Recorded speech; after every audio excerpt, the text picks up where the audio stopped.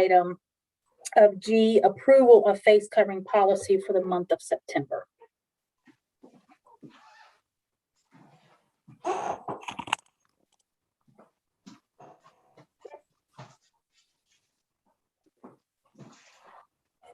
Okay, that is for, hold on, let me.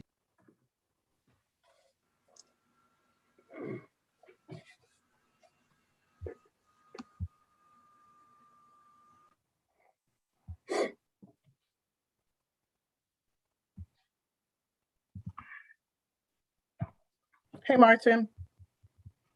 Martine. Hey, how are you guys? Great. I How can are get you? in on the first link then you sent. I don't know if it was just me. I couldn't get past the lunch meeting. Just keep spinning, but I'm sorry about that. that's all right.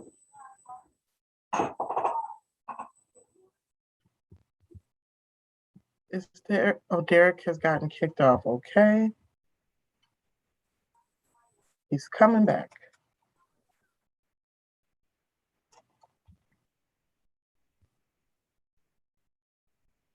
Wendy, I heard you add this newest state bill as well, the policy as well as what to do for the upcoming month. Correct. Anything else you wanted to? Okay. No. That was it. Thank you, ma'am. Eventually, we are going to get this soon worked out. I mean, if we have practice and all, after a few years, we're going to get it.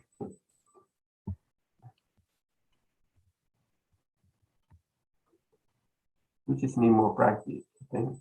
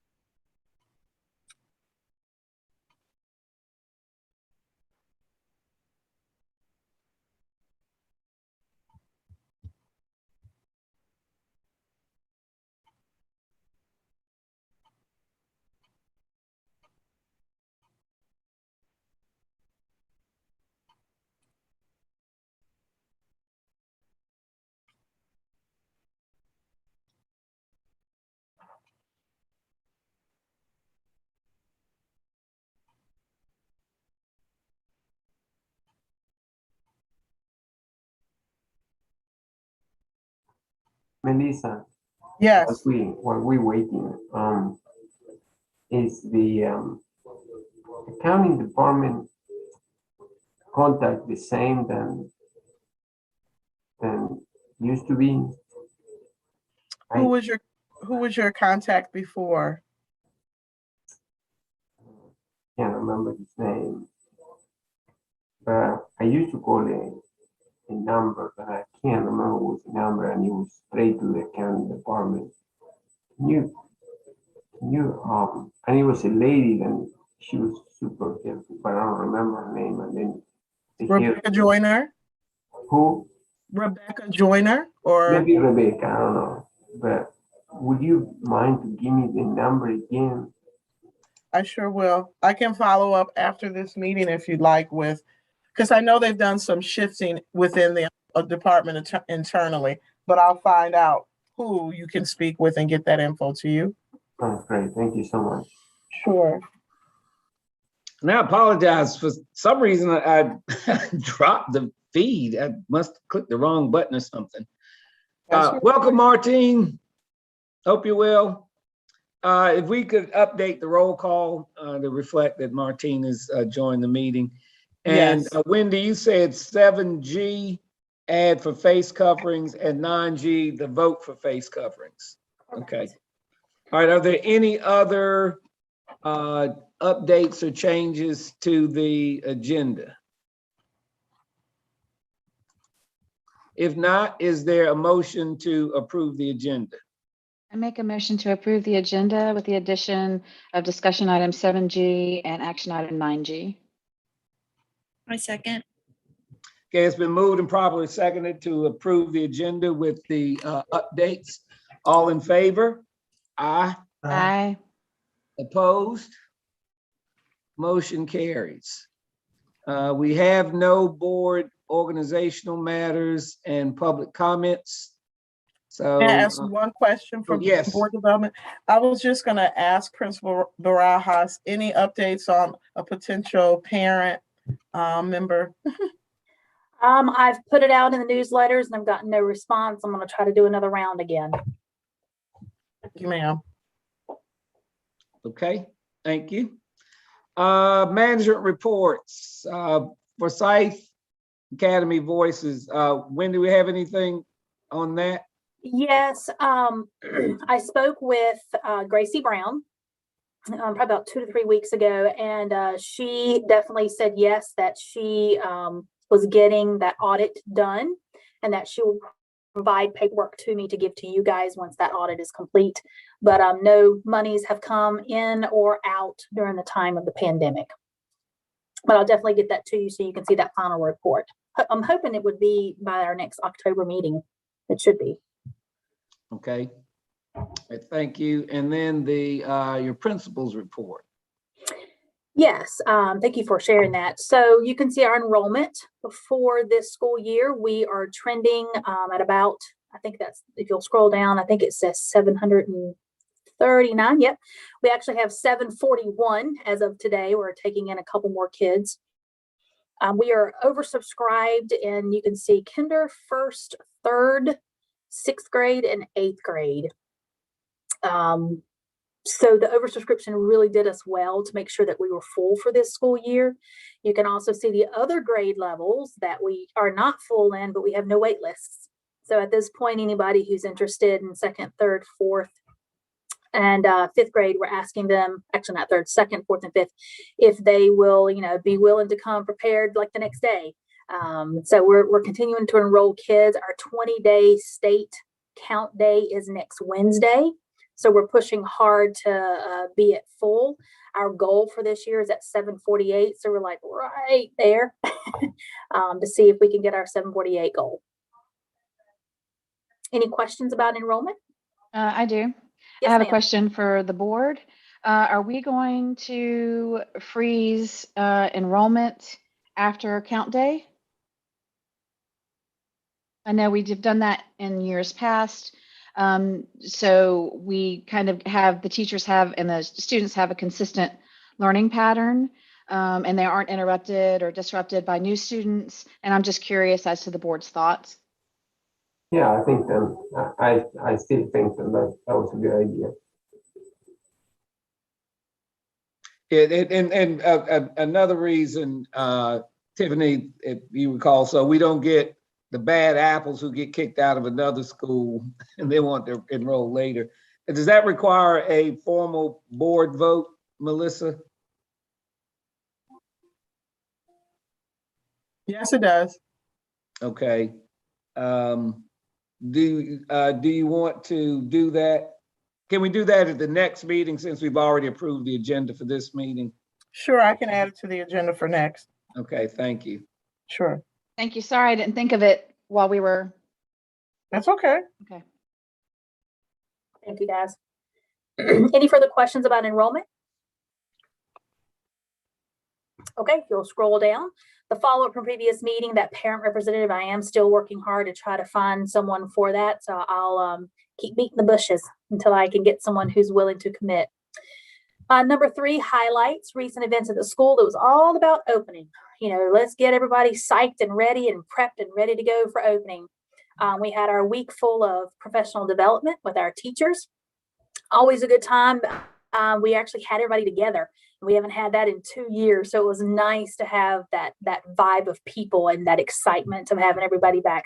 Of course, we were completely fully masked and making sure that, we were doing our 3-foot social distancing, but it was so good to be back together. We decided to do open house a little differently this year. still a little questioning of, just COVID and where we are with all of that. So for all of our existing families, which is the majority of our folk, we decided to host a virtual open house for our existing families. We know that they just have some just general questions that they need to ask, just kind of where are we with this or with that, and just get to know the teacher virtually. And so that really worked well. But we knew that for our new families, we wanted to really welcome them into our school. And so we wanted to turn that into more of a personal approach. Of course, not having hardly any at all, like our existing families, we were able to take our in-person new families and put them into smaller groups and keep them separated with masks on in the building. And that helped being able to really make those connections early on, but also be able to follow along with our COVID protocol as well. So we had a virtual open house for existing families and then an in-person open house for new families on that first few weeks of August. That first day of school came fast and furious. That was on that August the 18th. We rolled in and rolled out, and I'll tell you, it just felt good having kids back in the building. I cannot begin to tell you, I woke up with spring in my step. That day was the best day for me in a long time, and I just really enjoyed having kids back in.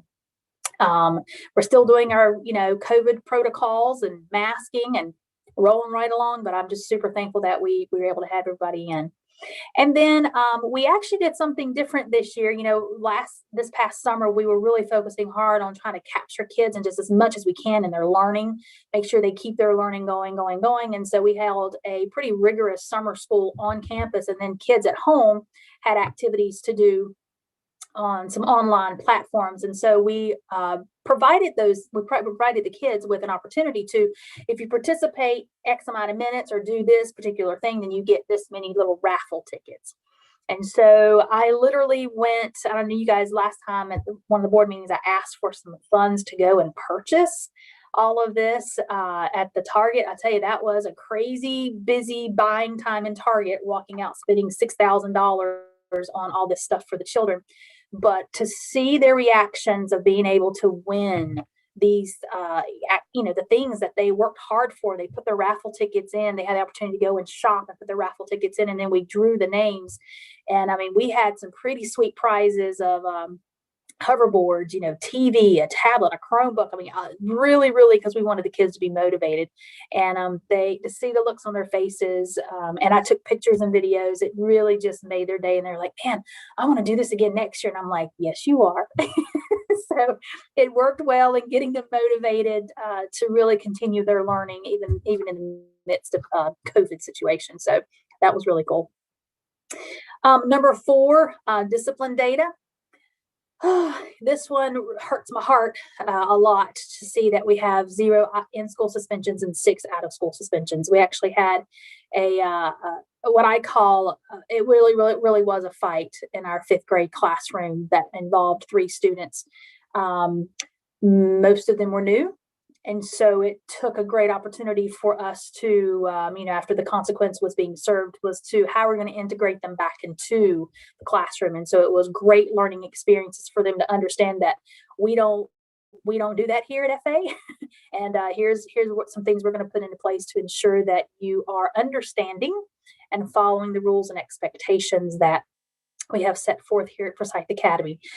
So know that we are targeting that specific grade level and trying to put some things in place to be proactive so that doesn't occur again. Wendy, how long were the suspensions? They were out for 2 days. Okay. Under number 5, the chronic absenteeism update. Unfortunately, we're also seeing some students that are not quite with it on the attendance.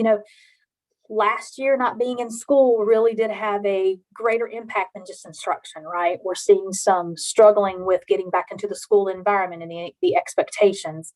We're also seeing some kids really struggling with the fact that now you have to be in school every day, all day. And that's a struggle. And some parents understanding that this is the commitment you've made to your child. And so we have identified 7 students already that have 9 or more absences.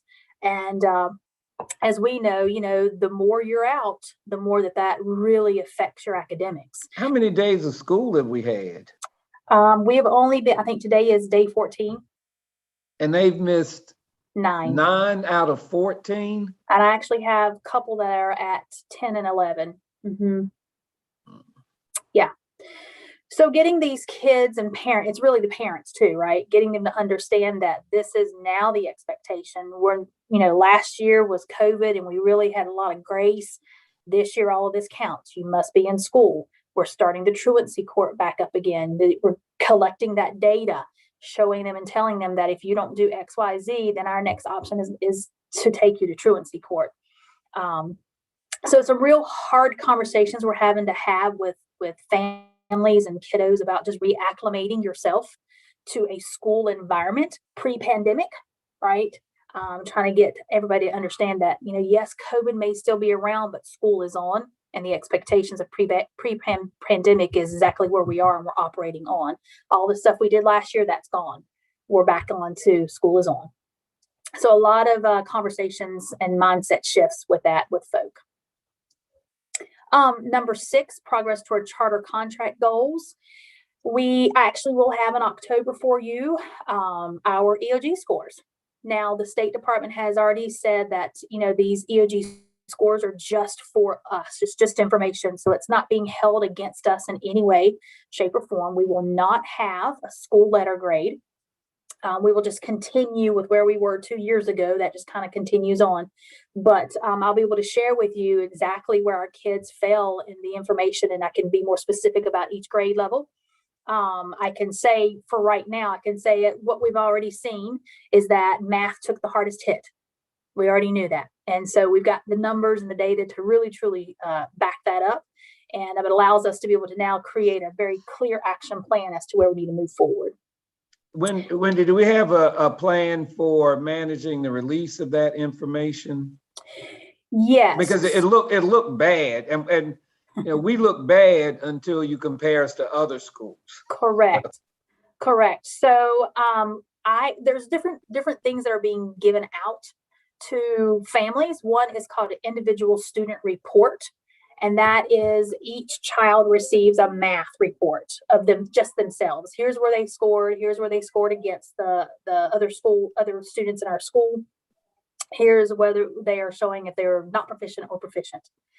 But the bigger piece is for our community, right? To see where did we fall amongst everywhere else. Because all of this is not being sent out quite yet, I don't even have the information to compare to the other schools that like us. But you bet when it does become out in the open, I will start to scour the internet and find that data so I can put that in there, because we all need to see where do we fall in line with kids like us, schools like us. And so I'm hoping by October board meeting, I'll be able to pull the other data from the other states and be able to put that in there for you guys so you can see kind of where we were. Yes, Tiffany.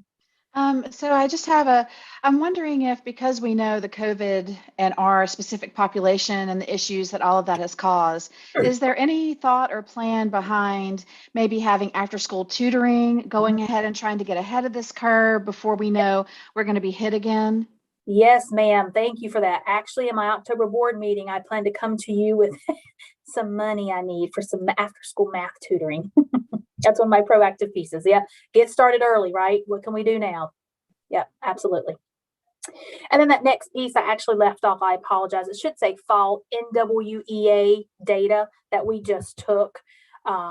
Typically we don't usually spend a lot of effort and focus on NWEA, but because we really didn't have much data, we really kind of turned to it and said, okay, what does it say?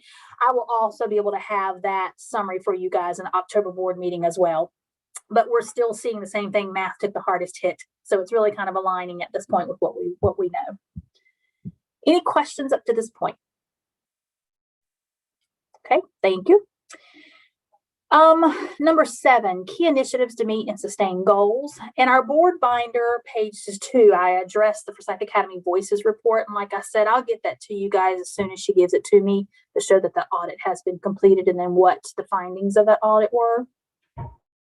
But on board binder page 3, if you can turn there, this is the report that we have to report out on yearly. This is the Read to Achieve 3rd grade reading report. And what it does is that it literally breaks down for all of us to see where our third graders fell in regards to meeting this mandate of are our third graders on track to be proficient in reading? Well, as you can see, the answer is no. We had a hit in reading. Reading is typically something that we do pretty well in.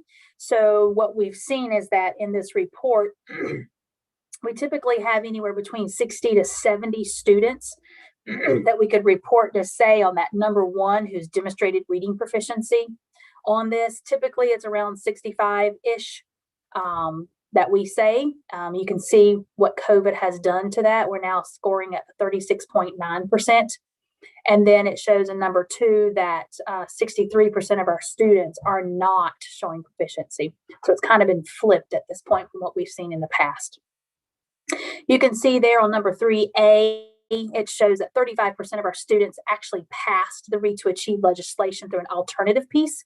And that was our iReady or our NWEA, that they were able to score proficient on that. So we were able to capture some of those. The rest of the pieces down there in 3B through E, the asterisk means that that's less than 10 kiddos. So that data point is usually put into embargo, if you will. So it's asterisk less than 10. Number 4, the number of and percentage of students eligible for priority enrollment in reading camp. So of all the children that did not score proficient, we felt that 30% of them were actually eligible to show up to reading camp that we offered during the month of June for that. Unfortunately, we didn't have that many who actually showed up, or at least we didn't have all of them that showed up, but you can see number 5, the number percentage of students eligible for priority who actually attended was actually about 68% of those. So we were able to make an impact on some of them. And then actually some of those children were able to pass the Read to Achieve legislation pathway in summer camp, because sometimes they just needed a second fresh chance, right? Let me retake the test. I just need to see it again. So we were happy to capture some of those. And then you can see their number 6.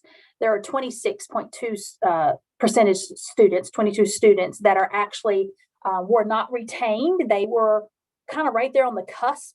We did not retain them in 3rd grade. We felt that they just needed to have some ongoing, consistent in-person instruction in 4th grade. And so they're placed in what's called a 3rd, 4th grade transitional classroom.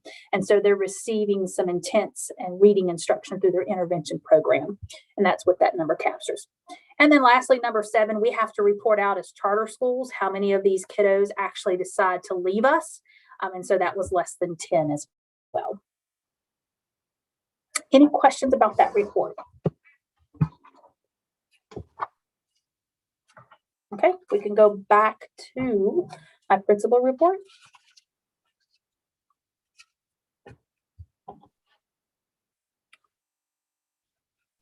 Just while we're doing this, a really quick question about the reading. So do you feel like the reading might need some tutoring as well, or do you feel like the intervention is going to catch these children up?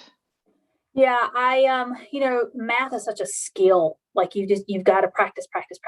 Reading is more, you've got to understand the in-depth conversations that come along with it. So we feel that in class, an intervention for reading is really going to be addressed, but it's finding that extra time for math practice is what our kiddos are really missing. And so that's why we feel that best use of money and extra time would be just for math tutoring. Good question though. This next piece is the Senate Bill 654, Section 10. Is it okay for me to discuss this now, or would you guys rather me wait until we get to that agenda item? So since we're here, you can go ahead and okay. Thank you. This is like hot off the press. So literally, I apologize, Melissa. I did not even get a chance to tell you but I thought, man, I better capture it while I can. You're fine. So Senate Bill 654, Section 10 just literally came about and was passed last week. But basically it says local face covering policy Section 10 for the 2021-2022 school year. All public school units shall adopt a policy regarding the use of face coverings by employees and students.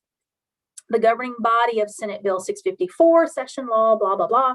Page 9, the public school unit shall vote at least once a month on whether the face covering policy should be modified.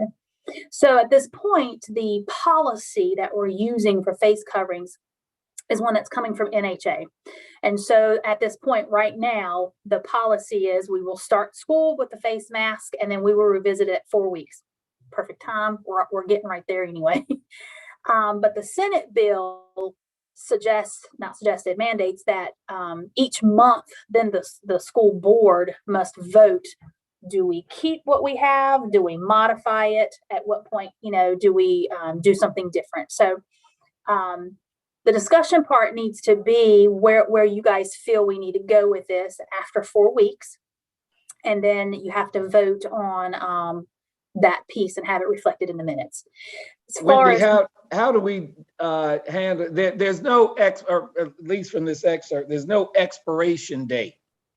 So that means that we could go all the way into, say, the end of the academic year with having to do these votes. How do we do it with the months we don't meet? Yeah, I think that's probably, Melissa, you can answer that.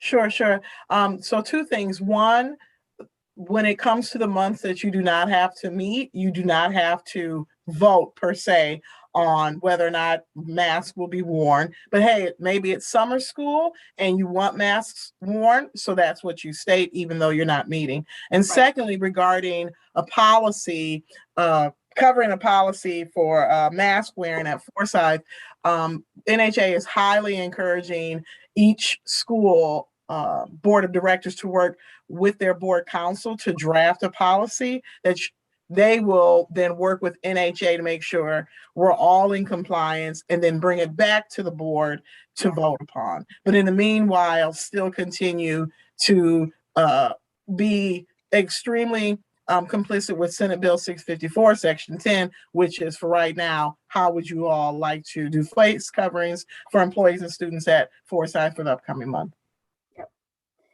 And so for me, if I can just give my input, because I know you guys always like to ask me, so I'm just going to go ahead and tell you my input. Face coverings for us, starting the school year has bode well for us. Our students are working well within the capacity. Our teachers are working well. Actually, as I continue to have to deal with COVID situations on a daily basis, one of the main components when we're talking about contact tracing comes down to at what point was the positive individual and those that became a close contact, were they consistently and correctly wearing a face mask? Because if they were, the positive student goes home, of course, but then the other students do not have to go home for quarantine. And so what that has allowed us to do as a school is that has allowed us to keep our doors open and not have to flip over to remote learning, which we know as a school does not and has not worked for our population. At this point, I mean, we do have COVID cases here at Forsyth Academy. I'm not going to, anybody to say that we shouldn't is not being very realistic. It's just where we are in the world, but we're managing it. But I think we're managing it as well as we are because of the face coverings that truly has helped us.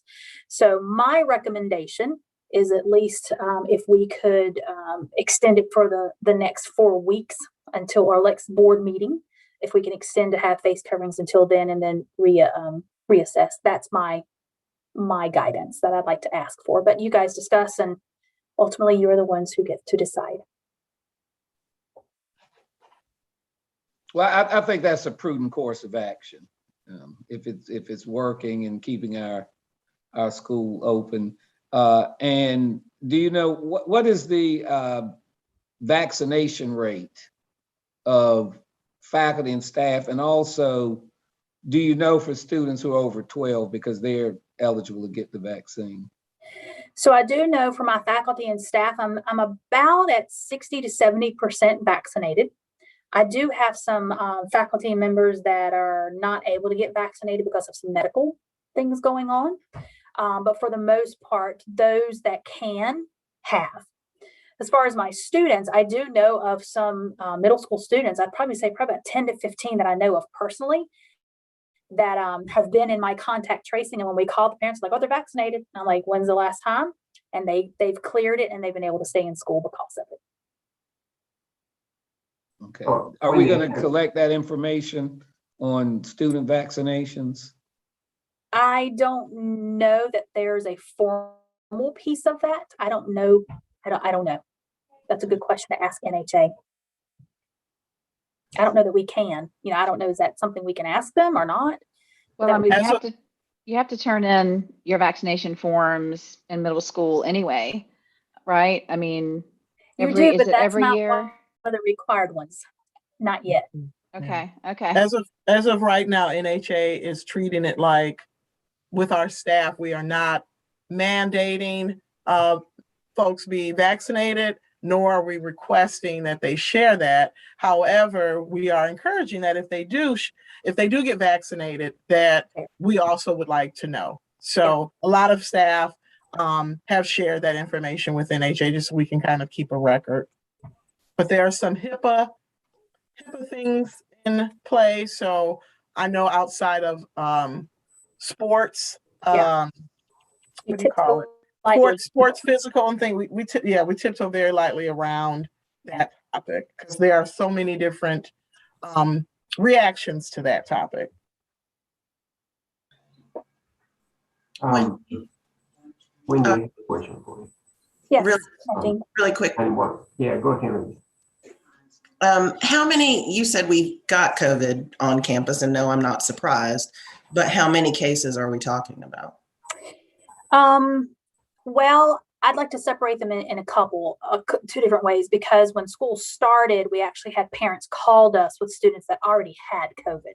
Okay. So I didn't really count that as, COVID that has occurred because of being in school.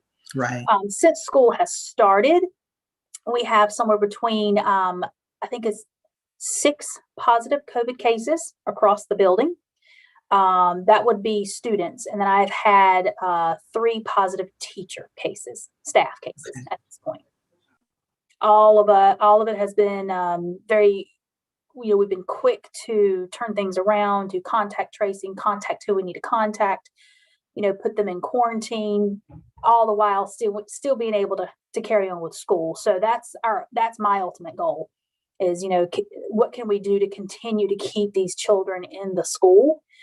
Because we know instructionally, behaviorally, but social, emotional, all of that, they're getting fed, all of that is meaning a lot to our children. So as of right now, we are able to maintain the operation of the building on a daily basis. Okay, great. And for moving forward, there is a weekly assessment of COVID or clusters, or you're waiting for parents to notify you? There's no on-campus testing, I'm assuming. Correct. We are not participating in any of the weekly required testing components. It is all based upon parents communicating with us when they see that. When they see children are positive or they have symptoms. A big part of it is our actual faculty. When the students walk in, they do a quick assessment to see who is exhibiting any symptoms, and then they quickly send them to the office where we assess them, and then we will call home until parents come pick them up. But when you don't do temperature checks as a routine? Not as a screener anymore, no. Okay. Yes, they will come to the office, and when they come to the office, then we do the whole screening, the whole process of give me your history, let's check your temp, let's do this, let's do that. And we're still battling just the typical, I've got strep throat, I've got the flu. I mean, all this is still going on, so we're trying to navigate between what that looks like versus COVID. We feel like we've got a pretty good handle on it at this point, but then there are some where we're just like, we're just not quite sure what they may have. We recommend to our families, we can't force them, but we recommend for them to take their child to the doctor to get that full medical diagnosis, because we can't be that for them. We can only tell them what the trend looks like and what it mimics, but they need to take them to the doctor to get tested, and then asking them to follow up with us. And if we don't hear from them after a day or two, then we call them and we get the information, because at that point we need to start doing some contact tracing if it comes back positive. Okay, thank you. You're welcome. Martine, you had a question? Yeah, nice for you and Melissa. Some companies are starting to offer some incentives for people who get the vaccine. Right. Is that something that we want to evaluate and maybe? I don't think NHA is taking part in any of that. I know what they have done though is instead of, no monetary incentives, right? It's more of a, hey, if you're wanting to get vaccinated, then your time won't count against you. You know, if you feel like you want to go and do that, we want to help you with that. You know, if you feel like you need a support system as to where to go, then, you know, let us know. We can point you in the right direction. But as far as a monetary component, NHA has not put anything like that in place. Would you consider to do something like that, maybe at a school level to get that percentage up? I mean, I would support that 100%. Yeah. I think that's going to have to come from a company level. If that was something they were going to do, they would have to do as a company-wide piece. And so I don't know if that's something maybe they've thought through or They have. I will say that, Martine, that exact question was asked by a service center employee in Grand Rapids at our last Friday huddle, where there's hundreds of people working at the service center, and this employee would like to know, when are we going to start, you know, incentivizing folks getting vaccinated if we are truly working in person. And our CEO at the time stated that that is not something that we are wanting to do right now. However, we are investigating it. You know, NHA will investigate everything before we make a decision. And so to make sure it's in the best interest of staff and students. So right now it's in the investigating, exploratory phases, but no commitments. We have 82,000 in our budget. And, you know, because we do make the local decisions as a board, I think it would be fine for us to offer some, or at least discuss offering incentives, monetaries or gift cards or whatever to encourage our faculty and staff to get vaccinated. I don't think that's outside the bounds of our authority as a board. Right, but then that also poses the question of those who've already received the vaccinations, are they going to be allowed to have this incentive as well? Right. Yeah, there are lots of things that have to work out, but I think as a principle that we, with a PLE, not PAL, as a principle, we're probably okay with at least exploring that option. Agree with you. I would agree, and I would like to explore that option as well. If we think that would get our vaccination rates up, I would love to explore that.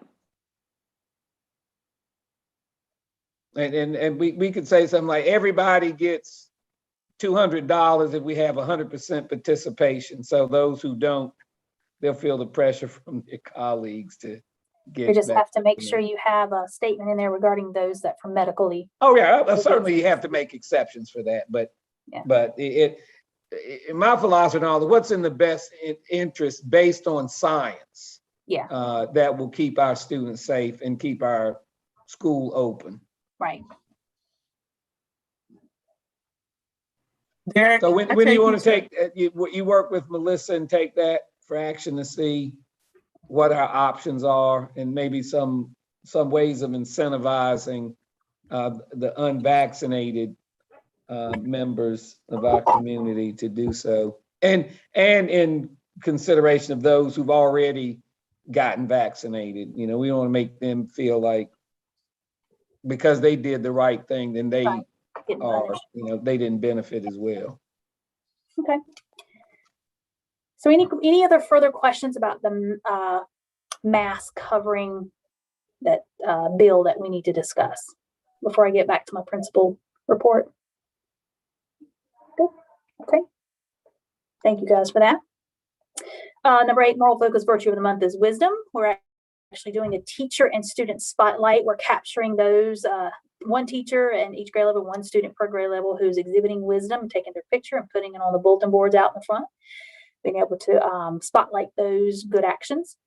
Number 9, staff updates, which I know we will get to in closed sessions, but you can see the new hires there, and I will discuss them when we get in there. Vacancy, I still have a special education paraprofessional position full-time that's opened that I'm sourcing for and trying to fill. I have a teacher in residence position still open. But I am telling you that I literally just had a lady that I was interviewing with who was interested in that, and I'm probably going to offer her the job. So hopefully I'll have that at the next board meeting. And then, as if my teachers didn't have enough to do last year during COVID, I have 3 long-term sub positions for maternities that I have to fill this school year.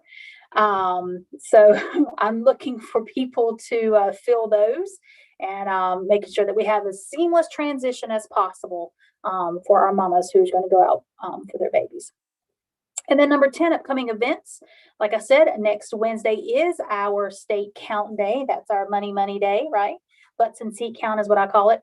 And then coming up is September the 28th, the end of this month, is our fall Title I Parent Night, where we really go through our Title I program, talk about those interventions and different resources we have available to our scholars and what additional support will be provided to them. Most of it takes place during the school day with our pull-out groups with our Title I paraprofessionals, and then some folks even get that even more intense with our reading and math specialists. So I'll go through that and see if they have any questions about or any recommendations as to how we can be better. Okay, thank you, Wendy. Any other questions for Wendy? Okay, next agenda item is our board fund report.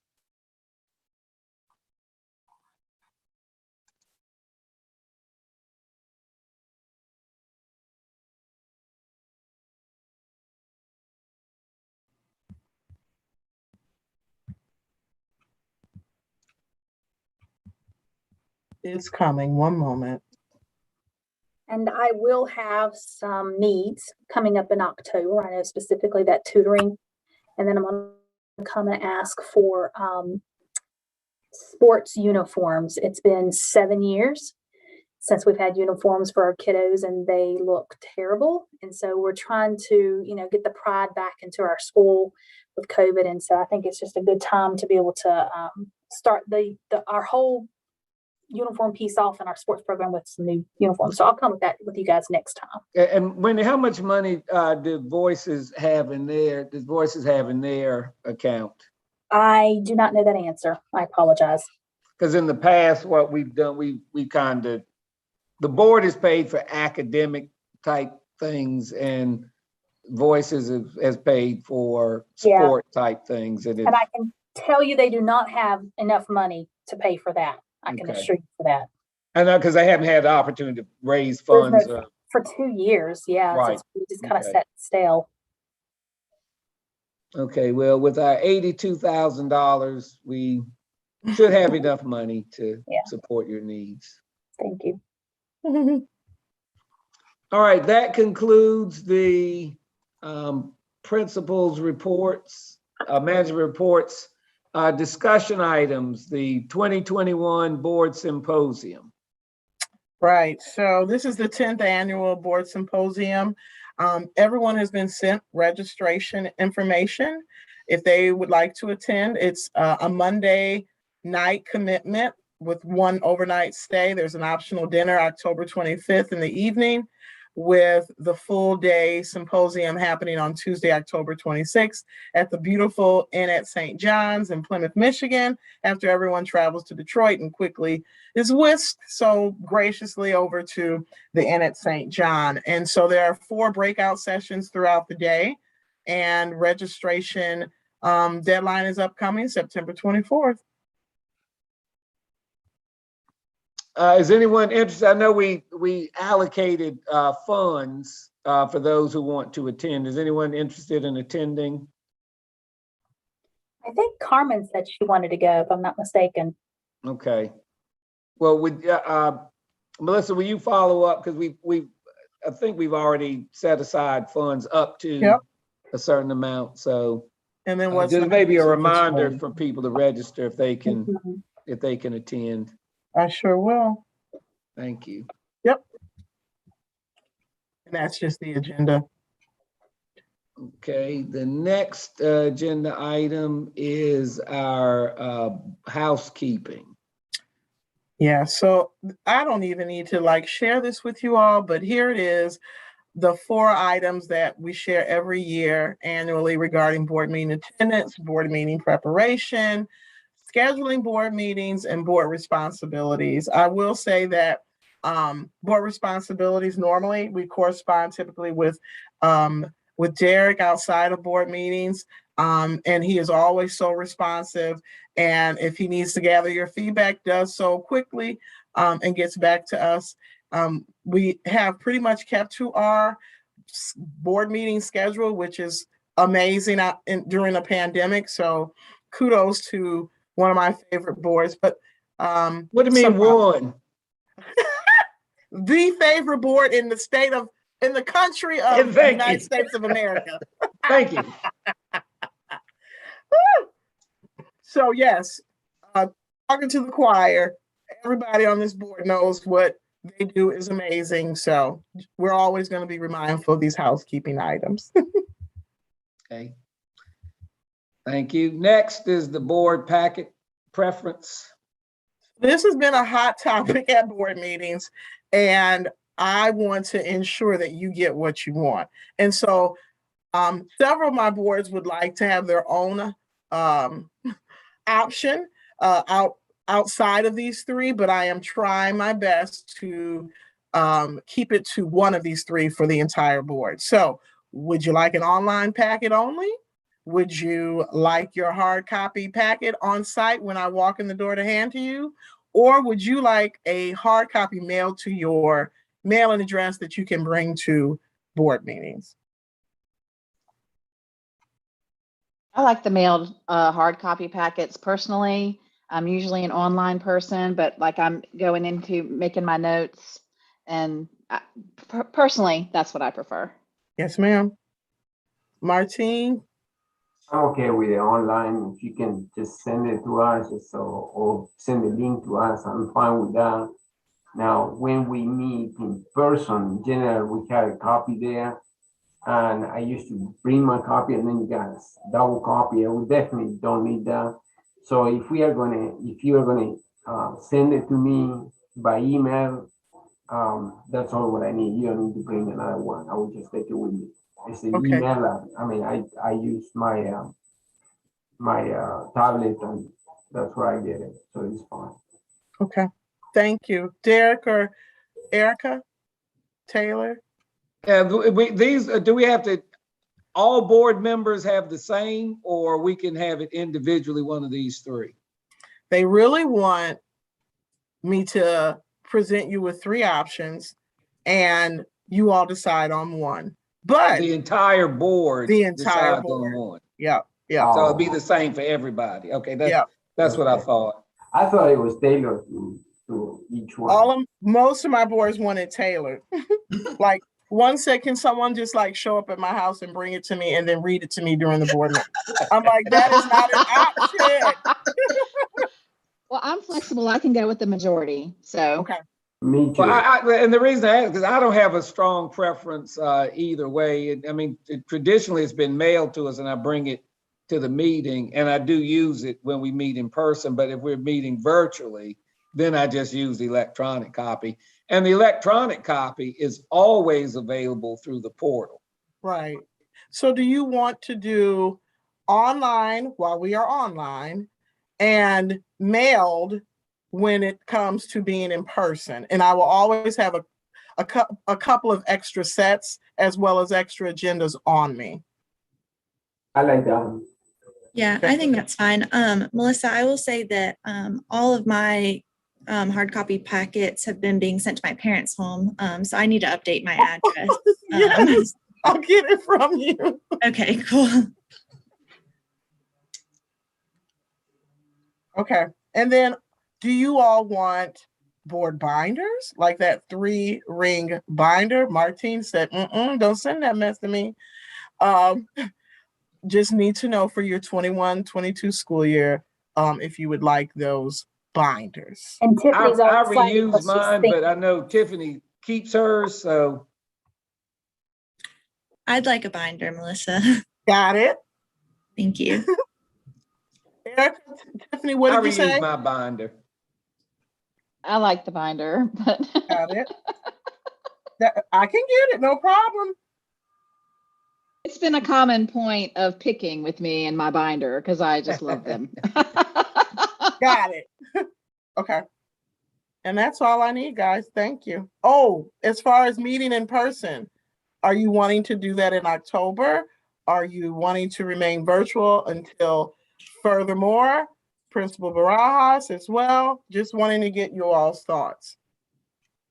Well, are parents allowed to come in and volunteer or anything, or how is that working?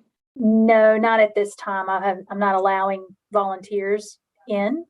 We do have some meetings, like if there's some IEP meetings that we really need to, then we will go into a big room and separate.